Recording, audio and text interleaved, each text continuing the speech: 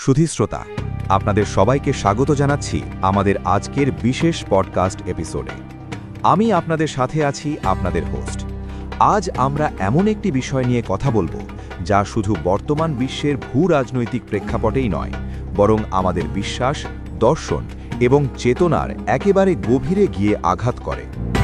আজকের এপিসোডের বিষয়বস্তু একটু ভিন্ন। খবর, পত্রিকা বা সোশ্যাল মিডিয়ার পাতা খুললেই আমরা চারিদিকে শুধু মৃত্যু, ধ্বংস আর যুদ্ধের খবর দেখি।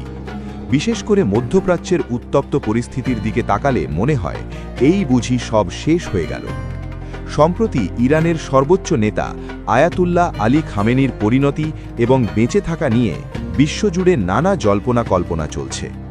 কেউ বলছেন তিনি আর নেই, কেউ বা প্রচার করছেন যুদ্ধের ভয়াবহতায় তিনি হয়তো খুব জলদি প্রাণ হারাবেন। পশ্চিমা মিডিয়াগুলোতে এই নিয়ে চলছে তুমুল আলোচনা আর বিশ্লেষণ।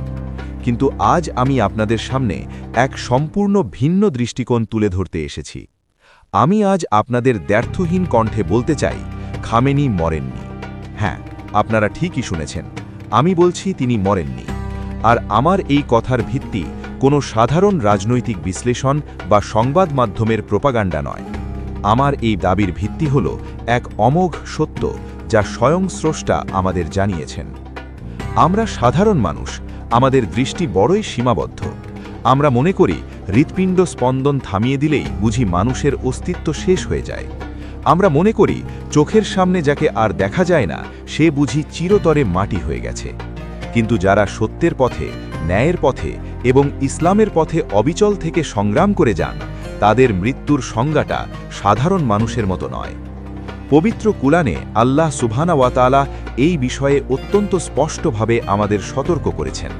আপনারা যারা স্রষ্টার বাণীতে বিশ্বাস রাখেন তারা জানেন যে ইসলামের পথে যারা জীবন উৎসর্গ করেন তাদের ক্ষেত্রে মৃত্যু শব্দটি ব্যবহার করতে স্বয়ং আল্লাহ নিষেধ করেছেন। আসুন আমরা পবিত্র কুরআনের দিকে তাকাই।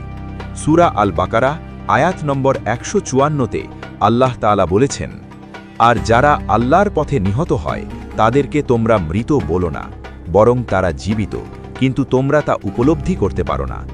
একটু গভীরভাবে চিন্তা করুন শ্রোতারা, আল্লাহ বলছেন তাদেরকে তোমরা মৃত বলো না। এটি একটি সরাসরি নির্দেশ। আমরা আমাদের সীমিত জ্ঞানে তাদের মৃত মনে করলেও মহাজাগতিক এক ভিন্ন মাত্রায় তারা সম্পূর্ণ জীবিত। শুধু তাই নয়, সূরা আল ইমরানের 169 নম্বর আয়াতে আল্লাহ এই বিষয়টিকে আরও পরিষ্কার করে দিয়েছেন।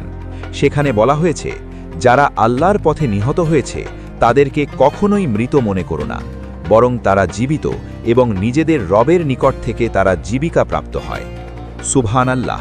একবার ভেবে দেখুন শ্রোতারা, যে মানুষটি সত্যের জন্য, মজলুমের পক্ষে এবং ইসলামের মর্যাদাকে সমুন্নত রাখার জন্য নিজের শেষ রক্তবিন্দু পর্যন্ত লড়াই করে যান, তার শারীরিক অবসানকে কোনোভাবেই মৃত্যু বলা যায় না।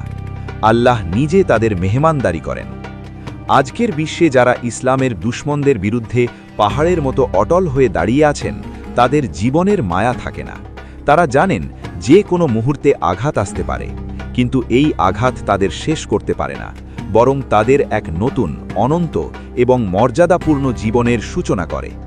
সুধী শ্রোতা, আমাদের আজকের এই দীর্ঘ আলোচনা এখানেই শেষ করছি। আশা করি জীবন, মৃত্যু এবং শাহাদাত সম্পর্কে আমাদের দৃষ্টিভঙ্গি আজ কিছুটা হলেও প্রসারিত হয়েছে। দুনিয়ার এই সাময়িক বিজয়ে যারা উল্লাস করে তারা চিরস্থায়ী জীবনের এই রহস্য কখনোই বুঝবে না। সবাই ভালো থাকবেন, সত্যের পক্ষে থাকবেন এবং ন্যায়ের পথে অবিচল থাকবেন। আগামীতে আবারও কথা হবে নতুন কোনো বিষয় নিয়ে। আল্লাহ হাফেজ।